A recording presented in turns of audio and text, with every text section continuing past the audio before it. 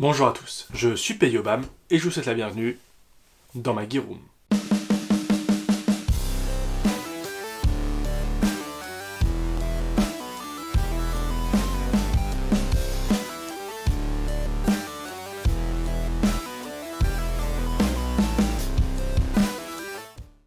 Aujourd'hui, on se retrouve pour une vidéo où je vais vous présenter le front panel, le placard de chez Rhino Gear Solutions. Donc celui-là, je l'avais vu au Millipol, voilà. Donc j'avais vu Fred, on avait taillé un peu le bout de gras. J'avais trouvé le produit assez sympa. Autant le gilet, pour mon besoin, je trouvais ça pas tout à fait cohérent, c'est pour ça que j'étais parti sur celui-là. Autant le front panel, il m'a hypé de ouf. Donc je l'ai commandé, et du coup, on va en discuter. Ce que je vais faire, c'est que je vais vous rapprocher, et puis on va discuter d'un peu de tout ce bousin. A tout de suite. Donc voilà, je vous ai rapproché et on va regarder un peu ce qu'on peut dire de ce front panel. Alors j'ai pas acheté que le front panel, hein, pensez bien. J'ai aussi pris les inserts. Donc c'est livré déjà dans une petite poche, voilà, noire. C'est pas mal, c'est pas mal du tout. Et du coup, petit insert avec les petits logos Rhino Gear Solutions en laser cut, c'est plutôt chouette en vrai. Vous voyez rien, c'est plus par là qu'il faut que je le mette. Voilà, donc poche triple fusil d'assaut et quadruple pistolet mitrailleur. Je les ai pris en large pour que je puisse mettre mon MP7, mon MP5. On verra si ça tourne bien avec les chargeurs de MP5 qui sont là. Si ça tient les MP5, ça tiendra sans souci les MP7. Alors déjà, pourquoi est-ce que je suis parti là-dessus? C'est parce que moi, comme vous le savez, j'aime bien les G-Hook. Et de base, c'est vendu avec des Fastex. Mais, donc on peut enlever les Fastex super facilement, ce qui est une bonne chose, hein. Voilà. Et j'avais acheté sur Amazon vraiment pas cher des G-Hook qui valent somme toute pas grand chose. Ils sont pas exceptionnels. Au pire, je piquerai ceux du gilet qui sont là. Ça aussi, je peux le faire. Je pourrais les piquer. Bon. On va essayer avec les pas chers Amazon. Mais franchement, ils sont pas ouf. Et on va remettre ça. Hop. Dans quel sens? Dans ce sens-là. Tac. On réglera la hauteur juste après.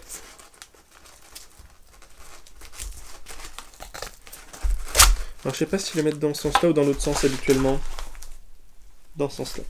Ouais, vous voyez, ils sont un peu épais, c'est pas exceptionnel, hein, clairement. Clairement, c'est pas extra comme G-Hook, mais bon.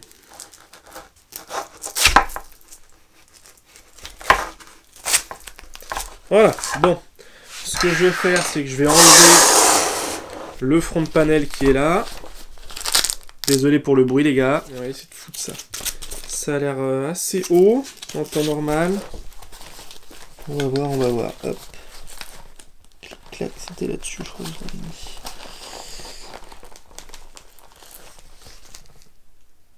Putain, je les ai pas mis dans le même sens. Bon. Ça aura plus de mal à sortir comme ça, dans ce sens-là, je pense. Tac. Et l'autre. Voilà, bon.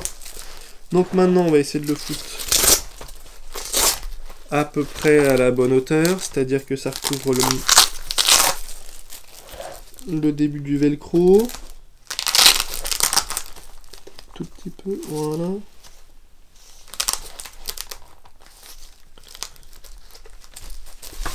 On va dire qu'on est pas mal. Hop, on va le sécuriser en mettant ça à l'intérieur. Et voilà, parfait.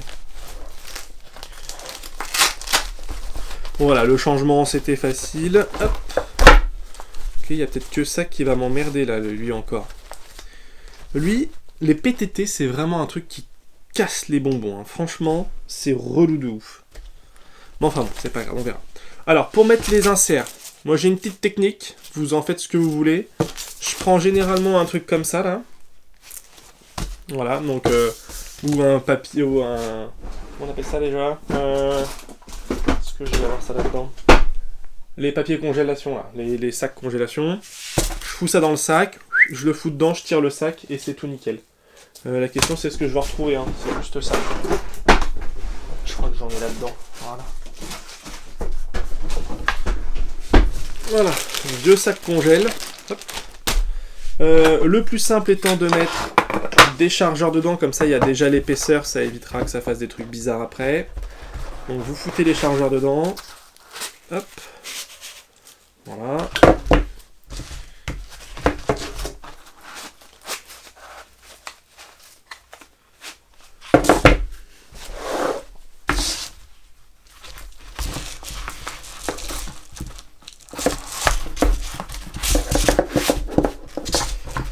Donc voilà, j'ai mis les 3 chargeurs dedans, je les mets en sandwich là-dedans, hop.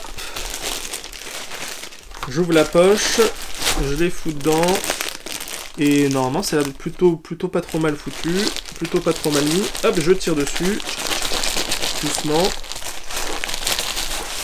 Et une fois que c'est là-dedans, hop, normalement je dois pouvoir refermer. Et c'est tout bon, voilà. Bah écoutez, ce que je vais faire, c'est que je vais le passer, et puis on va regarder ce que ça donne. Hein. Je vais faire des squats pour que vous voyez quelque chose. Ah, squat. Qu'est-ce que j'ai dans le dos qui fait du bruit comme ça? J'en sais rien, bon c'est pas grave. Peu importe. Bah écoutez, ça tient bien. C'est assez low profile. La sortie, il va falloir que l'élastique se fasse un peu, mais la sortie se fait pas trop mal. On n'est pas sur du, comment dire, soit du Kydex, des inserts Kydex, ou des inserts avec thermoplastique, mais ça marche plutôt bien. La rétention en tout cas est très bonne, ça tient très bien. Donc ça c'est vraiment pas mal, voilà. De toute façon, ça c'est plutôt du stockage, généralement je l'ai à la ceinture, hein, le bon chargeur, le chargeur d'urgence. Donc ici ça va plutôt être du stockage et de la réindexation, mais la réindexation se fait... Vous voyez pas grand chose les gars, putain, ça va me faire mal aux jambes. Mais voilà, la réindexation ça sort et ça se remet plutôt pas trop mal quoi. Je peux les sortir, je peux les remettre avec une seule main. Donc ça c'est plutôt chouette. Ce qu'on va faire c'est qu'on va enlever cet insert là et on va mettre l'insert du pistolet mitrailleur. C'est parti, voilà. Et là c'est bien fixé. Je peux renfoncer un peu les trucs. Et ce que je pourrais faire peut-être même c'est décaler ça un petit peu sur la droite ou sur la gauche pour pouvoir caler un laserman ou un chargeur PA. Là-dedans, je pourrais mettre un truc. Donc ça va me laisser un peu de place. Bon, on va le passer. Hop. Je vais essayer de refaire des squats pour vous, les gars. C'est vraiment pour vous.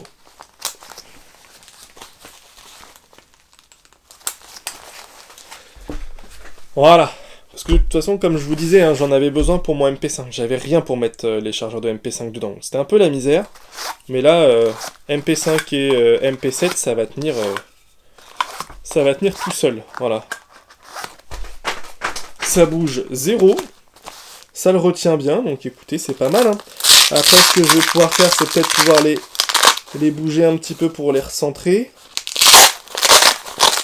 Voilà. Je vais essayer de les recentrer un peu pour que le porte-chargeur il soit bien au centre et pas trop à la wall again, mais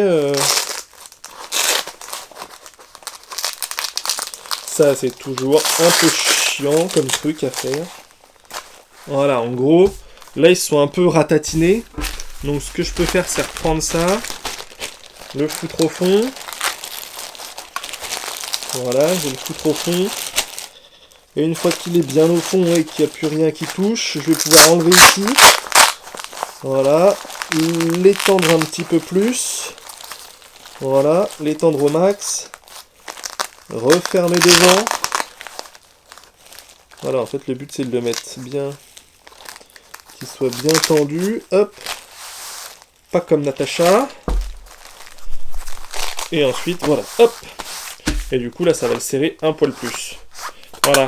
Je sais pas si vous voyez quelque chose, mais en gros, vu que j'ai retendu le velcro, enfin en tout cas j'ai retendu l'élastique, ça le serre un peu plus. Bah écoutez, c'est vraiment pas mal. Hein. Je suis assez hypé par le produit en vrai. Hein. Donc n'hésitez pas à aller faire un tour sur leur site web. Je vous mettrai le lien en description. Il n'y a pas de sponsor, il n'y a rien du tout. J'ai tout payé, c'est tout pour moi. Mais voilà, c'est du beau boulot. C'est fabriqué en France, designé en France. Donc bah au niveau tarif c'est tout à fait acceptable. Donc n'hésitez vraiment pas à aller faire un tour, ils font du très très bon matos. Et bien sur ce, j'espère que cette vidéo vous aura plu. Si c'est le cas, n'hésitez pas à lâcher un like et un commentaire, à vous abonner à la chaîne et à activer la cloche des notifications, c'est très important. Si cette vidéo vous a plu, n'hésitez pas à la partager. Et puis bah voilà, dans la barre de description vous retrouvez le lien vers la page Facebook, page Instagram, le lien vers le site de Rhino Gear Solutions, et puis bah la roue du forçage est maintenant terminée, c'est tout pour moi, fin de communication.